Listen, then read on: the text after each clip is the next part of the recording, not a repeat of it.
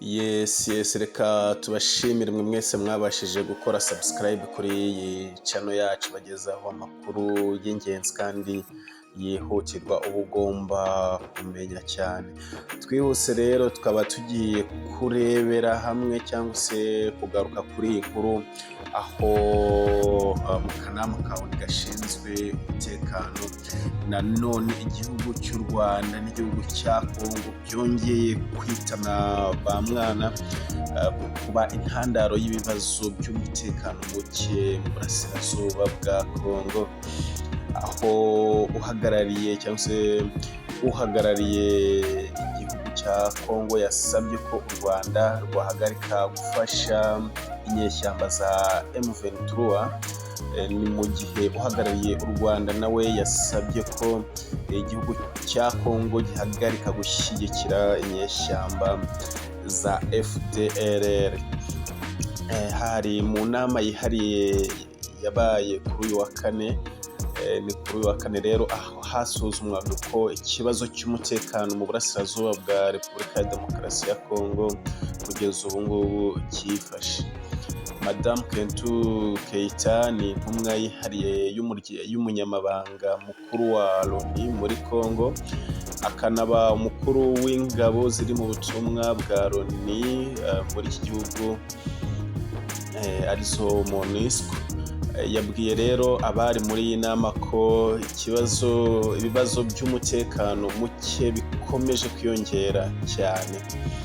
Madamu Keita yavuze ko intambara ya M23 ikomeje guteza ukwiheba n'uburakari mu baturage, kimwe ndetse no guteza umwuka mubi wo guhangana hagati y'igihugu cy'u Rwanda n'igihugu cya Congo. Iyi ntumwa ya LONI kandi yashinje byimazeyo M23 gutambamira ubutumwa bw'abakozi ba LONI hariya mu gace ka Rumangabo.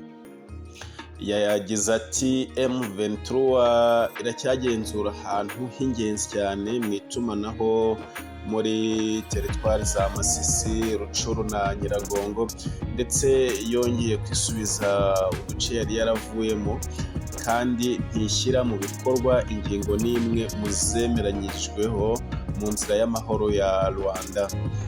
M23 by'umwihariko yatambamiye ingendo z'abakozi ba MONUSCO i Rumangabo ho muri Rucuru zari zigamije gutegura ikigo kizakira abarwanyi bayo. Iyi ntumwa yihariye y'umunyamabanga wa LONI yongeye guhamagarira M23 kuva mu duce yigaruriye no gushyira hasi intwaro. Irongera inasaba abashize umukono ku nteguro y'inzira y'amahoro ya Rwanda kubahiriza byuzuye ibiyikubiyemo. Hanyuma ku ruhande rwa Congo, Bwana Christophe Lutundula ni minisitiri rero w'intebe wungirije akaba na minisitiri w'ububanyi n'amahanga, we yabwiye intumwa z'ibihugu byari muri iyi nama ko u Rwanda rubinyujije mu gufasha M23 ari yo ntandaro yo kudakemuka kw'ikibazo cy'umutekano muke uri mu burasirazuba bwa Congo. Mu magambo ye bwite yavuze ati muri iyi minsi u Rwanda rurimo kongera ingabo zarwo muri Kivu ya ruguru, ndetse ndabamenyesha ko nta masaha abiri arashira mugenzi wanjye minisitiri w'intebe wungirije akanaba minisitiri w'ingabo anyoherereje ubutumwa bumbwira ko ejo mu gitondo kajugujugu y'ingabo z'u Rwanda yaguye i Rumangabo aho ni muri Congo. Bisobanuye ko inzira yo gukemura ikibazo cy'umutekano muke mu burasirazuba bwa Congo no mu karere k'ibiyaga bigari ikiri mu gihirahiro, kandi ikaba yaratambamiwe burundu bikozwe n'u Rwanda hamwe na M23. Icyakora Ambasaderi Gatete Claver we uhagarariye u Rwanda muri ONI, nawe yahawe ijambo muri iyi nama, ibyo abyamaganira kure.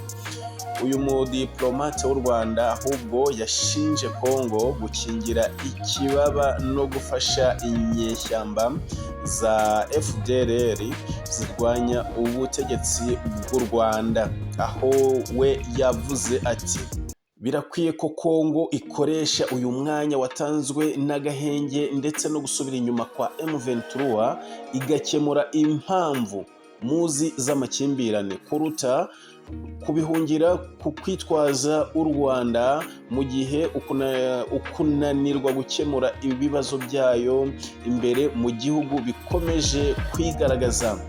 Madamu President, u Rwanda rukomeje guhangayikishwa cyane n'imikoranire no guha intwaro umutwe wakoze jenoside wa FDLR ndetse n'indi mitwe y'inyeshyamba y'imbere mu gihugu bikorwa na leta ya Kinshasa. Mu gihe rero ibihugu byombi u Rwanda na Congo bikomeza guterana ayo magambo, ubuyobozi bw'ingabo za ONI muri Repubulika Iharanira Demokarasi ya Congo buvuga ko intambara ya M23 imaze kuvana mu byabo abarenga 6,000 kandi igaruka ry'umutekano muri aka karere, muri kariya karere nyine rikaba rikiri kure. Muri iyi nama rero hanaganiriwe ku cyifuzo cya leta ya Congo cyo kwihutisha ivanwa ry'ingabo za ONI muri icyo gihugu bitarenze uyu mwaka. Nyamara bimwe mu bihugu byagaragaje impungenge ko itahukanwa bwangu ry'izi ngabo bishobora guteza ukwiyongera kw'ibikorwa by'urugomo byibasira abasivile bikorwa n'imitwe y'inyeshyamba mu burasirazuba bwa Congo.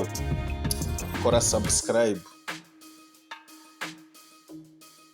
Nyuma rero y'ayo magambo akakaye yo kwitana ba mwana hagati y'u Rwanda ndetse n'igihugu cya Repubulika Iharanira Demokarasi ya Congo, rwongeye kwambikana hagati y'ingabo za M23 na FARDC, bityo amasezerano ahita kubitwa hasi arakandagirwa.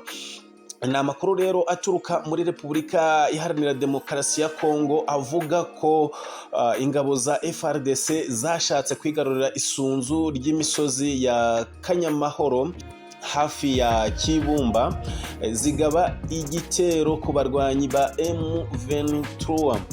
Ni iki gitero rero cyagabwe mu rukerera rwo kuri uyu wa gatanu ku itariki nyine 29 Nzeri 2023, bihita bituma M23 ifungura imirwano ikomeye ishobora no gukomeza mu gihe kiri imbere. Imirwano ishobora gukomeza kubera ko hari hashize igihe bitezwe imbarutso yatangiza intambara ikomeye. Iyi ntambara itangiye mu gihe hari hashize igihe abarwanyi ba M23 bashize ibice byinshi mu biganza by'ingabo z'akarere zigize icyitwa East African Community Region Force. Ikindi kivugwa nuko hari benshi mu barwanyi bahunze bagana igoma. Iki gitero rero cya FARDC cyagabwe mu ruhererekane rw'ibimaze iminsi bigabwa na FARDC byo kwirukana M23 ku isunzu ry'imisozi ya Kanyamahoro, hafite ibisobanuro byinshi mu mirwano ibera muri biriya bice. Ingabo za leta nabo bafatanyije kandi bamaze iminsi bavuga ko bagomba gukora uko bashoboye bakirukana M23 ivugwa ikibumba mu birometero bike uvuye mu mujyi wa Goma. Ubwo rero birasa nkaho iki ari igitero ingabo za Repubulika Iharanira Iharanira Demokarasi ya Kongo zari zimaze igihe zitegura, kuko ku itariki 27 Nzeri 2023 umuvugizi wa guverinoma wa Kivu y'Amajyaruguru ni Lieutenant Colonel Kayiko Guillaume Njike yavuze ko FARDC igomba guhashya umutwe wa M23 ntushinge ibirindiro hejuru ya Kanyamahoro. Lieutenant Colonel Njike yavuze ko M23 yafashe uduce turimo Kibarizo, Kabarekasha, Kirumbu, Bukombo, Rugogwe, Usumba na Burungu muri teritwari ya Masisi. Inyeshyamba za M23 kandi ngo zafashe umusozi wa Ruhunda ahitwa Kibumba muri teritwari ya Nyiragongo. Uyu musirikare yavuze ko ubwo Perezida Tshisekedi yashimangiraga ko atazaganira na M23 byatumye yitegura gukora ibidasanzwe. Amakuru rero aturuka muri teritwari ya Nyiragongo avuga ko kuva kuwa kabiri w'iki cyumweru FARDC, Maimai, FDLR, Wazalendo n'indi mitwe biteguye guhangana na M23. Ku rundi ruhande M23 irashaka kongera kwigarurira Goma nk'uko yigeze kubikora mu mwaka wa 2013 ikahavanwa shishi itabona. Nyuma y'ahangaha ntabwo tuzi ikiri bukurikireho, ni ugukomeza tukabitega amaso. Wakoze kubana natwe, reka iyi nkuru tube tuyisoreje ahangaha.